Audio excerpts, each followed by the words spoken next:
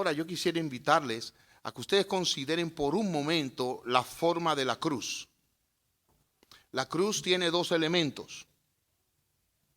Un elemento horizontal y un elemento vertical. La pregunta es obvia, o la respuesta a la pregunta es obvia, pero ¿cuál de los dos sostiene la cruz? ¿El horizontal o el vertical? Bueno, pues mire, las aflicciones de nuestra vida, que pueden ser como una cruz, solamente se entienden cuando incluimos esa perspectiva vertical, que es la que tiene que ver en la comunión con Dios. Cuando nosotros nos quedamos aquí horizontalmente, nos desesperamos, nos frustramos, caemos en depresión y no entendemos. Pero cuando le ponemos la perspectiva vertical, como que las cosas cogen color, dimensión y hay un entendimiento distinto. Eso es lo que yo espero, que a partir de hoy en su vida, después de esta serie, usted salga para siempre en todas circunstancias, especialmente las aflictivas, poniendo una perspectiva vertical en ellas, la perspectiva de Dios. El texto está en Marcos capítulo 10, del 33 al 34. Y esta es la tercera vez que Jesús habla a sus discípulos sobre su muerte. Permítame leerlo como siempre hacemos y luego orar pidiendo la ayuda de Dios para que el Señor se glorifique, para que el Señor nos hable y el Señor nos enseñe a vivir bajo la perspectiva de Dios mientras sufrimos bajo la perspectiva de los hombres. Dice así, Marcos 10, 33 y 34. Es Jesús el que está hablando. Escuchen, les dijo. Subimos a Jerusalén, donde el Hijo del Hombre será traicionado y entregado a los principales sacerdotes y a los maestros de la ley religiosa. Lo condenarán a muerte y lo entregarán a los romanos. Se burlarán de él, lo escupirán, lo azotarán con un látigo y lo matarán. Pero después de 3 días resucitará. Vamos a orar. Oh Señor, qué bueno es leer tu palabra y ver cómo el Señor Jesús sabía con tantos detalles lo que iba a pasar y aún así siguió hacia adelante a sufrir en la cruz, poniendo el gozo detrás de esto. Ayuda a tu siervo en su extrema debilidad hoy y bendice a tu pueblo.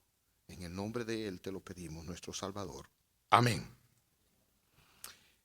La apariencia, un diccionario la define así, como un conjunto de características o circunstancias con que una persona o cosa se aparece o se presenta a la vista o al entendimiento. Es decir, la apariencia es lo que podemos ver o podemos entender de algo. Esa apariencia está obviamente limitada y condicionada a 2 cosas: a nuestro sentido de la vista, pero también a nuestra capacidad de entendimiento. Si nosotros no vemos bien, no percibimos una correcta apariencia. Pero si también no entendemos bien, tampoco podemos tener una apreciación objetiva y correcta de lo que estamos viendo, percibiendo, de la apariencia. Por eso dicen por ahí que la apariencia engaña. Y eso es verdad. Y en las Escrituras tenemos ejemplos de hombres que se movieron por las apariencias y luego cosecharon consecuencias por vivir por las apariencias. En esta serie hemos hablado de un hombre como Sansón. Y Sansón se enamoró de una mujer porque era hermosa y la apariencia de esa mujer lo llevó a un fracaso. Nosotros nos encontramos con Salomón, quien también, gobernado por la apariencia y lo que él percibía, se fue tras muchas mujeres y esas mujeres lo llevaron a la idolatría. Y cuando nosotros vemos los hechos, la vida de Jesús, desde su nacimiento hasta su muerte como un criminal en la cruz, humanamente hablando, tenemos que decir, este hombre fracasó. Sobre todo cuando usted entiende bien lo que pasó con sus pocos discípulos, con quienes él no se reunía cada domingo en la iglesia. No. Él vivió con ellos durante 3 años. Aquí el Señor Jesucristo les anuncia la muerte. Y en Mateo 16, cuando él lo anuncia, Pedro actúa otra vez gobernado por la apariencia. El Señor le dice que va a morir.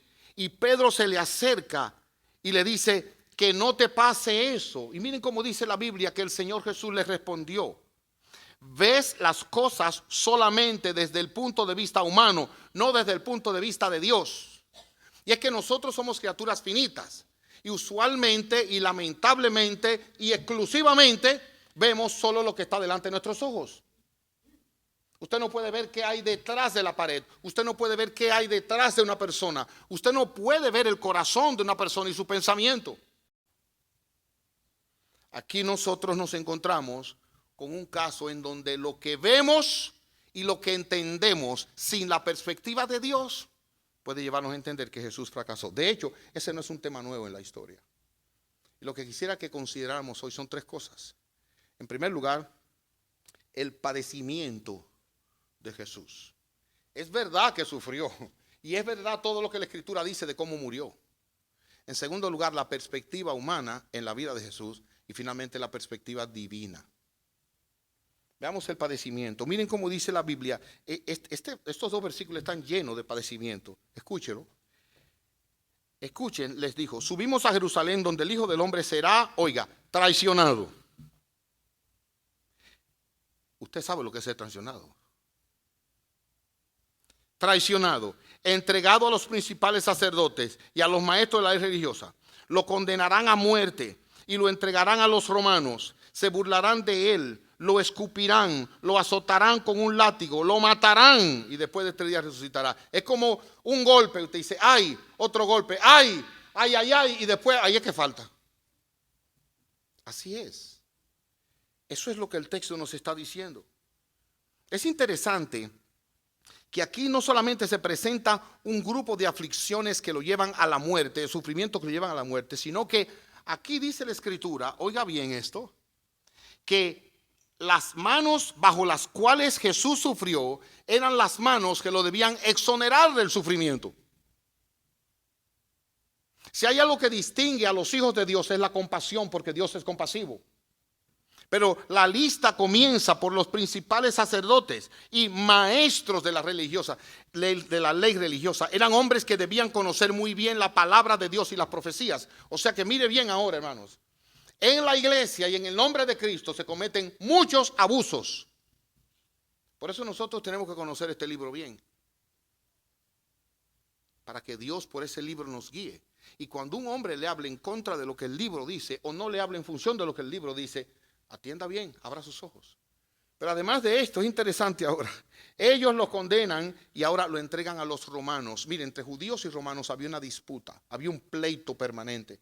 Pero aquí se pusieron de acuerdo como Pilato y como Herodes, que eran enemigos. Pero es interesante que cuando llega el Señor Jesucristo, los que son enemigos entre sí se unen contra Él. Y por eso, usted sale por el mundo allá afuera y usted va a ver personas que tienen filosofías distintas, pero cuando un cristiano sale, ellos se ponen de acuerdo con tal de estar en contra del cristiano.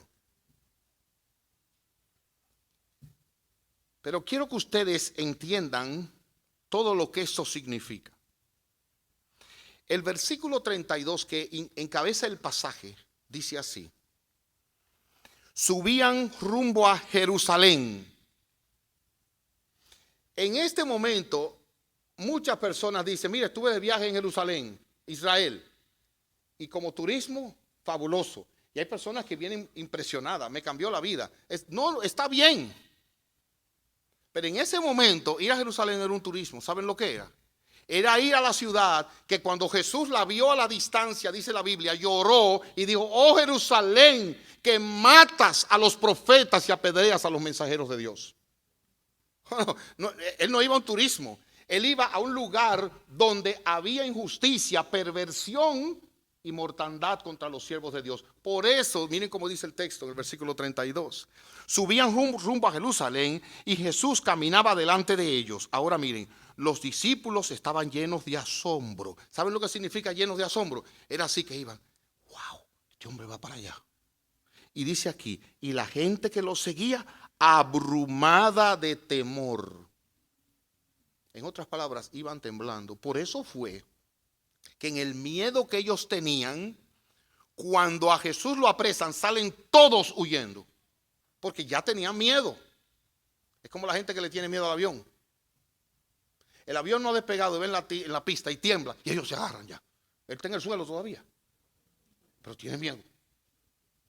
Entonces ellos ya iban con miedo por lo que se trataba de Jerusalén. Ellos tenían miedo porque es el lugar donde mataban a los profetas y a los mensajeros de Dios. Le tiraban piedras. Sin embargo, oiga lo que dice el texto. Subían rumbo a Jerusalén. Y Jesús caminaba no atrás, no encubierto, no, delante de ellos. En otras palabras, él sabía dónde iba y él sabía a lo que iba con todo el detalle que dice el versículo 34, el 33 y el 34. Pero miren ahora, él iba para allá. Y eso es lo que se llama un hombre hecho, derecho y modelo. Un hombre dispuesto a sufrir con el propósito de Dios para él. Un hombre dispuesto a pasar todo lo que dice aquí, determinado a cumplir la voluntad de su Padre. En otras palabras, el sufrimiento de Jesús no fue una sorpresa, algo que él no planificó. No, la Biblia enseña desde el profeta Isaías que él sería varón de dolores, experimentado en quebranto. Óigalo como lo dice, Isaías 53. Voy a leer varios versículos. Versículo 3. Fue despreciado y rechazado. Hermano, estoy hablando 500 años antes.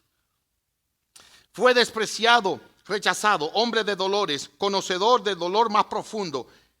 Fue él traspasado por nuestras rebeliones, aplastado por nuestros pecados. Fue golpeado para que nosotros estuviéramos en paz. Fue azotado para que pudiéramos ser sanados.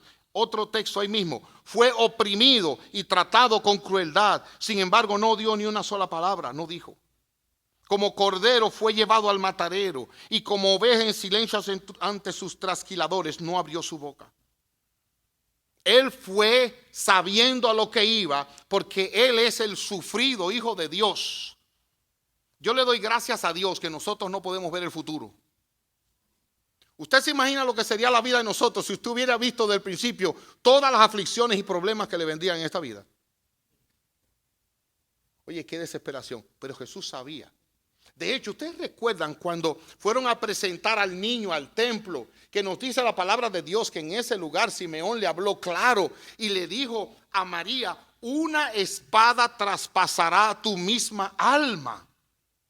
Algo intangible, pero el dolor que María sentiría al ver a su hijo morir en la cruz, ya eso se veía y se había anunciado desde antes de él venir. Y en este momento él va para allá dispuesto a sufrir.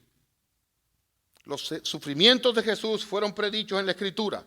Los sufrimientos en su vida fueron desde que nació. Orábamos recientemente por un niñito que nació con una deficiencia cardíaca y hubo que operarlo al mes y algo de corazón abierto. Ahora hace un par de días volvíamos a orar por él. El jueves fue operado por segunda vez el niñito y salió bien. Pero este niño, desde que nació, sus padres, en primer lugar, lo tuvieron que parir en otro lugar porque andaban huyendo. Y después que nació, ahí mismo mandaron a matar a muchos niños tratando de matarlo a él y los padres escondiéndolo. Y después de eso, no solamente creció en una condición particular como cualquier otro niño, pero me imagino el celo y el cuidado de sus padres. Y tan pronto inició su ministerio, tan pronto lo inició, comenzó a sufrir persecución, creció en pobreza. Él ni siquiera tenía dónde recostar la cabeza. Si usted tiene su propia almohada, usted tiene más que lo que tuvo Jesús. Yo no le estoy diciendo su propia casa, ni su propio Ferrari, su propia almohada. Él no tenía siquiera una almohada. Vivió en sufrimiento, fue perseguido, fue maltratado. Él murió mientras era perseguido, maltratado. Y miren ahora los detalles que dice el texto. Dice que él fue traicionado, entregado a los principales sacerdotes, lo condenaron a muerte en un juicio falso, injusto, lo entregaron a los romanos, que eran los verdugos de la época, se burlaban de él, lo escupían, lo azotaron con un látigo y lo mataron. Ahora, desde la perspectiva humana, eso es lo segundo que quiero ver, ¿cómo usted llamaría a una persona que comenzó un ministerio? Piensen por el momento, un buen ministerio. Un ministerio, imagínense una iglesia donde le llevaban los enfermos y los sanaba. Donde un día los hermanos de la iglesia iban siguiéndolo a él, porque era un impacto. Y mientras iban siguiéndolo a él, se encontraron con un entierro. Una viuda venía a enterrar a su propio hijo. Y cuando Jesús lo vio, dice la Biblia, se conmovió y paró el entierro ahí mismo. Y era como un grupo que venía con él con la vida, y era como otro grupo que venía con esa mujer con la muerte. Y se encontraron la muerte y la vida. Y Jesús paró el entierro. Y ahí bendijo a esa viuda y le resucitó, le devolvió a su hijo. Bendito sea Dios. Nosotros lo decimos fácil, pero imagínense lo que es ir a enterrar un hijo. El único hijo. Y ahí Jesús se lo resucitó. Ese fue el ministerio de Jesús. De repente la gente lo seguía y los discípulos se le acercan y dicen, Señor, y ustedes y yo sabemos de eso. Cuando tenemos visita en la casa y usted tenía una cena especialmente preparada, esperada por mucho tiempo, ¿verdad? Una cena combinada con platos de lo que a usted más le gusta. Pero no da para toda la visita que hay. Y ya llega la hora de cenar y la visita no se va. ¿Verdad? Y usted hace así, mira para todos los lados. Y dice, bueno, señores, después de tanto tiempo, qué bueno, pero cuando quieran nos volvemos a reunir. Y ellos riéndose. La visita no se le va. Bueno, pues los discípulos estaban pasando algo parecido. Y le dice, Señor, despide a esta gente porque ya es hora de comer. Lo más probable, ellos mismos tenían hambre. Despide a esta gente porque es hora de comer. Y el Señor en su santo humor le dice, oh, pero perfecto, denle ustedes de comer. Y Señor, pero son 4,000 personas. Aquí lo que hay unos cuantos panes y peces. Y él en su compasión le dijo a la gente, recuéstense. Y ahí hizo un buffet para que se repitieran y sobró peces, sobró panes. Ese era Jesús. Compasivo, misericordioso, que resucitó, sanó enfermos, se encontró leprosos, personas marginadas, y cuando los veía los sanó y le limpió completamente su lepra. Resucitó a Lázaro ya en descomposición. Ese fue el ministerio de Jesús y además un mensajero de Dios. Y de repente él tiene una iglesia de 12 miembros. Bendito sea Dios. Y entre esos 12 había uno colado que era diablo. Oiga la iglesia que él tenía. Y de repente el día que lo arrestan, los 12 lo abandonan. Hubo uno de ellos, obviamente que fue el que lo traicionó, pero dice la Biblia que Juan, uno de ellos, estaba allí y cuando lo tomaron por la túnica se mandó huyendo desnudo y dejó su prenda de vestir. Entienda que eso no es que lo iba a buscar en Walmart. En ese tiempo eso era todo lo que él tenía, probablemente. Pero mejor desnudo que muerto. Así el Señor Jesucristo vivió. Pero de repente, a unos 3 años, Iglesia Norwich acaba de celebrar 2 años. Imagínense, en un año matan al pastor. Y no solo lo matan, sino que lo juzgan y lo hallan culpable. Y lo matan vergonzosamente entre los asesinos. ¿Qué reporte daría usted? ¿Triunfó ese pastor? ¿Fue exitoso, muy bendecido, su ministerio muy próspero? ¿O diría, oye, la verdad es que es penoso, fracasó este hombre? Fracasó. Porque cuando usted va a ver a los discípulos, ¿dónde están? No, volvieron a la pesca, esa gente dejó eso ya. Y va al lugar donde se reunía, digamos este lugar, que no era por supuesto tan grande, lo que él tenía, y aquí no viene nadie. Desde la perspectiva humana, el Señor Jesucristo fue despreciado y rechazado. Concédeme hacerte una pregunta antes de seguir. ¿Alguna vez te han rechazado a ti? ¿Alguna vez te han despreciado? Como ustedes guardan toda la intimidad, les voy a hacer un cuento. Estudiando yo en la Universidad de Nuevo México, se armó una fiesta esa noche. Y habíamos un panameño y yo. El panameño me dijo, vámonos para la fiesta, que eso es para todos los compañeros. Seguro, nos fuimos a la fiesta a comer. ¿Sabes que los estudiantes pasan hambre? Nos fuimos ahí a comer y a pasar la fiesta. Cuando estamos llegando al lugar de la fiesta, 3 compañeros de allá, norteamericanos, entraron, los saludaron y los dejaron pasar. Cuando llegaron estos 2 latinoamericanos, dijeron, no, esto es una fiesta privada. Pero mira, eso está, no, esto es una fiesta privada. No pudimos entrar, discriminados por ser hispanos. Gracias a Dios que fue muy lejos de aquí. Aquí no pasa eso. Estos hermanos nos han recibido de maravilla, para que nadie vaya a pensar otra cosa. Hermanos, el Señor también fue rechazado. ¿Alguna vez has sido rechazado, rechazada? Entonces te pareces al que fue rechazado también por los hombres, menospreciado. Y de hecho es interesante que uno de los pasajes que más me gusta del Señor Jesús dice, lo veremos, mas sin atractivo para que lo deseemos. ¿Usted sabe lo que significa eso en español? Que Él no era un modelo de hombre o hermoso. Lo veremos, pero no tenía nada de atractivo. Era común y corriente. Y eso me gusta a mí,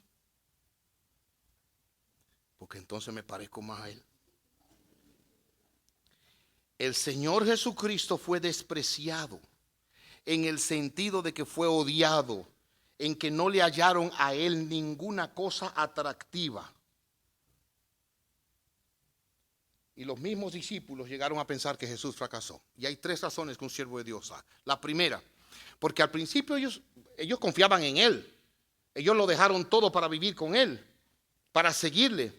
Pero esa confianza se tambaleó y hay aquí 3 razones. Primero, una perspectiva humana errónea. Ellos entendían, óigame bien, que la muerte significaba el final y el fracaso. Y hermanos, si nosotros hemos heredado eso. Muchas veces nosotros pensamos que la muerte es el final, pero la palabra de Dios nos dice que no es así. La muerte es el principio de la eternidad con Dios para los que lo conocen. Pero la muerte no es el final.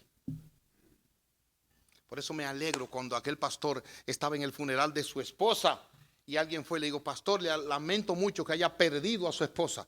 Él dijo, yo no la he perdido porque yo sé muy bien dónde ella está. Me está esperando en la casa de Dios. Nosotros sabemos que este no es el final, la muerte. Ellos no entendían eso. En segundo lugar, tenían una perspectiva teológica errónea. Y en ese sentido, noten bien, si Jesús es el Mesías, el Redentor y Salvador, ¿cómo es posible que lo traten como un criminal y muera en la cruz? Ellos no entendían que la obra mesiánica de Jesús estaba en salvar a su pueblo, no en traer una revolución para establecer ahora un gobierno aquí. No, hermanos, este mundo, a pesar de lo hermoso que es, un día, oiga, por fuego será consumido. Ahora, ¿qué va a pasar después? Oigan bien. El fuego refina y como cuando usted le pega fuego a una tierra y viene con más verdor, yo entiendo que aquí volveremos al lugar donde estaremos para siempre con el Señor. Ok, es un poquito de escatología, no se complique la vida, pero yo creo que esto es tan hermoso y aquí volveremos. Cada vez que usted vea un atardecer precioso, diga, wow, qué hermoso. Pero algún día lo disfrutaremos aún más en la perfecta redención de Dios. Además de eso, tenían una perspectiva abiertamente incrédula. ¿En qué sentido? No, ellos no creían. Cuántas veces Jesús le decía lo de la muerte, ellos no lo asimilaban, ellos no lo entendían. Ellos no lo veían como tal. Permítame concluir con la perspectiva de Dios en la vida de Jesús. Hemos visto los sufrimientos, la perspectiva humana, claro, fracasó. Pero miren la perspectiva de Dios. En primer lugar, la perspectiva de Dios sobre Jesús se puede explicar por la persona o la identidad de Jesús. ¿Quién era Jesús? Dios dice en su palabra que ese es el Hijo unigénito de Dios que vino a este mundo a buscar y a salvar lo que se había perdido. Entonces, cuando usted entiende quién es Jesús y a qué vino Jesús, usted puede entender por qué sufrió y por qué murió como murió. Se lo voy a poner de esta manera. Imagina usted una mujer que legítimamente contrae matrimonio Y de repente, un día ya se comienza a sorprender de que la barriga le está creciendo.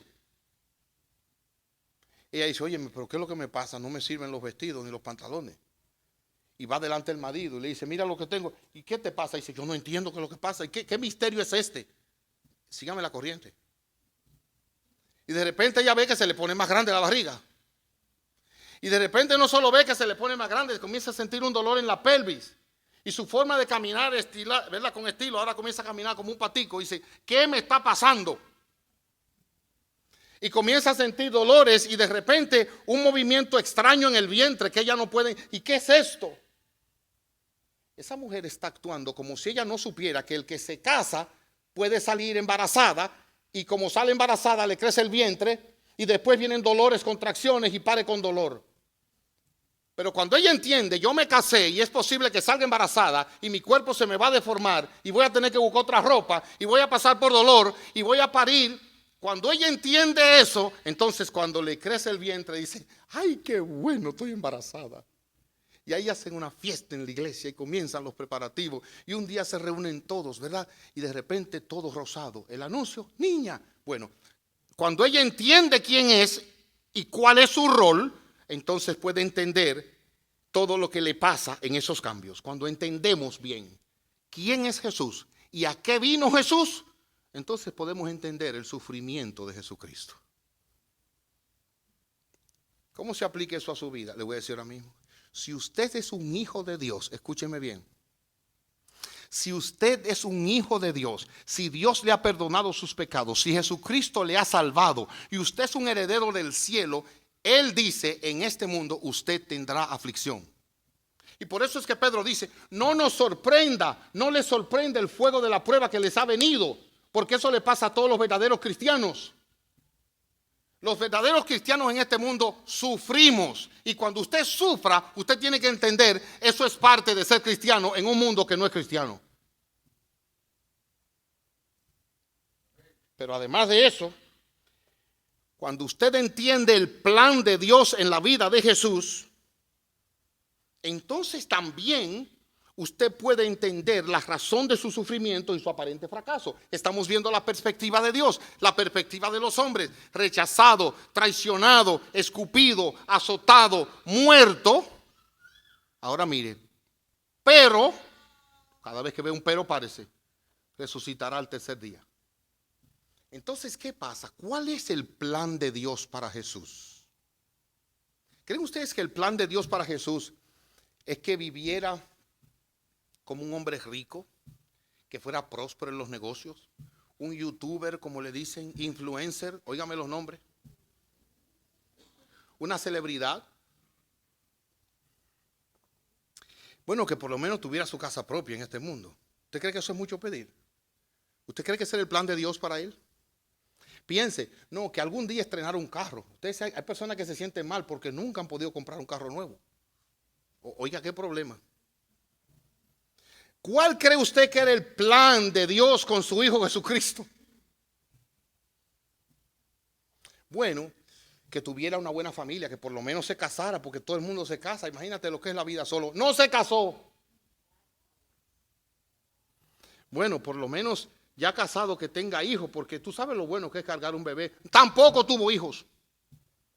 ¿Cuál usted cree que era el plan de Dios para su hijo en este mundo? ¿Sabe cuál?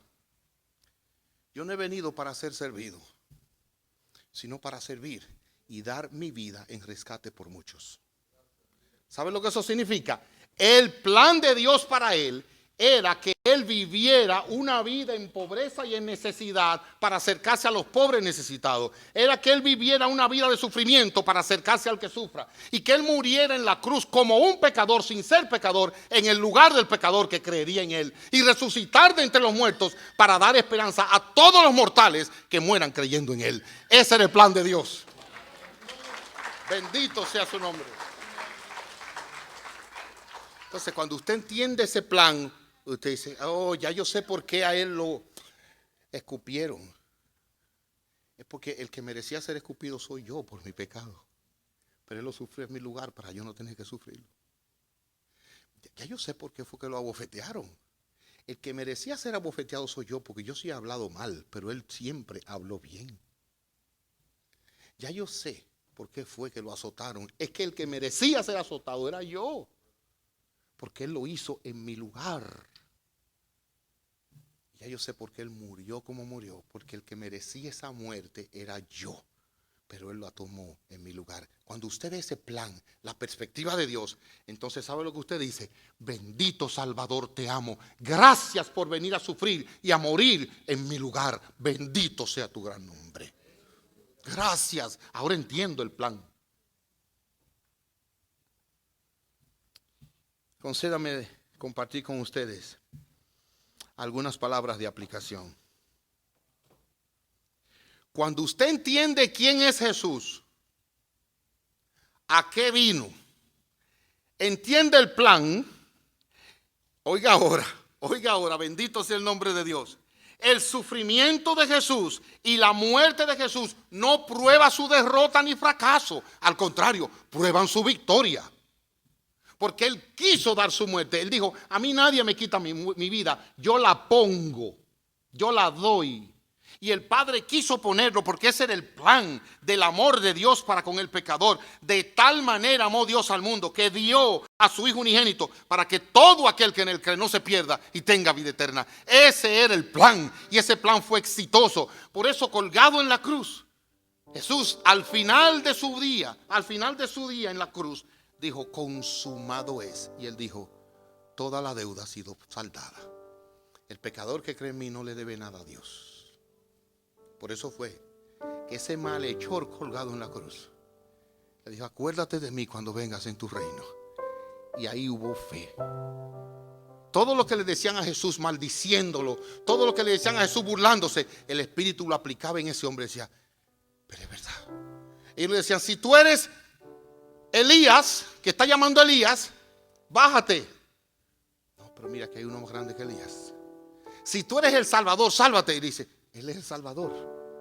Y por eso en ese momento, a pesar de ser un sucio malhechor, le dijo, acuérdate de mí cuando vengas en tu reino. Y eso le dijo, no tienes que ir a ningún purgatorio. No tienes ninguna deuda que pagar, hijo mío. Hoy estarás conmigo en el paraíso. Bendito sea Jesucristo. Alabado sea su nombre.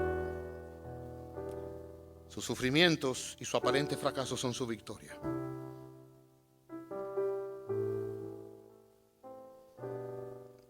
Una cosa, hermanos queridos, oigan bien, mis hermanos amados, oigan bien esta palabra. La vida de Jesucristo nos enseña, escuchen bien, que el éxito desde la perspectiva de los hombres en este mundo no está garantizado. Cuando usted quiera saber si usted es exitoso, no vaya a darle en Google. ¿Qué significa si una persona es exitosa? Porque usted va a encontrar ahí mucha basura. Tú sabes, el éxito no está en las cosas que este mundo dice. Porque todo el mundo tiene aflicción. El que tiene lo que usted quiere vive en aflicción.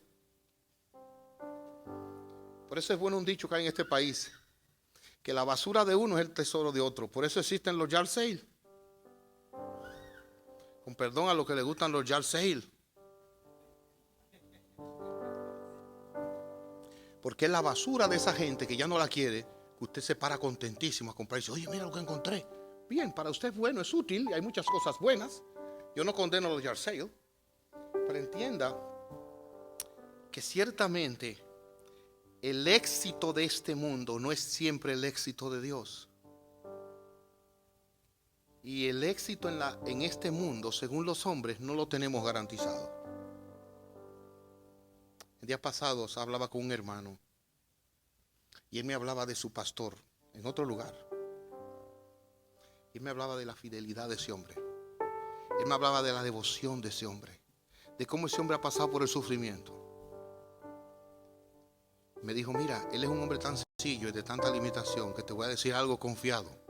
Como ustedes no saben, yo se lo puedo decir a ustedes, porque ustedes no saben de quién estoy hablando. ¿Cómo así? Me dijo, un día yo me senté a hablar con él, subió el pie y vi que sus zapatos estaban rotos.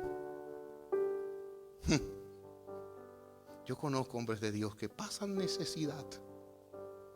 Fui a la casa de una misionera una vez, hermanos, miren, el piso de tierra. No tenía el baño que usted tiene en su casa, era afuera, lo que le llaman letrina, un hoyo. Usted se siente y no sabe lo que viene de por ahí abajo. Una letrina. Y son siervos fieles de Dios. Mire, no se deje sugestionar por el éxito de este mundo. Conténtese con el éxito que dice Dios. ¿Sabe qué? Arrepiéntase de sus pecados, crea y abrace a Jesucristo que lo limpia de toda maldad. Y viva para la gloria de Dios haciendo bien.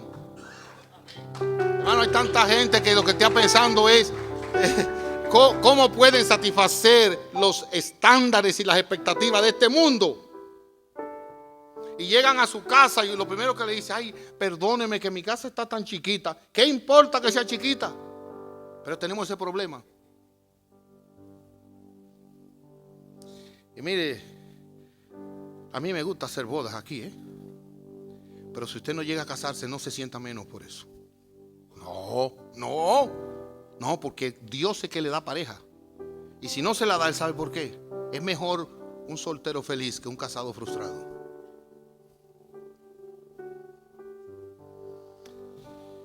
Finalmente, yo le quiero hacer una exhortación. Estamos en el 2023. 2023, ¿saben por qué? Porque se entiende que hace 2023 en Belén nació un niño en un pesebre en pobreza, rodeado de animales. Todos los que estamos aquí probablemente nacimos en hospitales, pero él nació en un pesebre, en un establo, maloliente. Y él partió la historia en antes de él y después de él.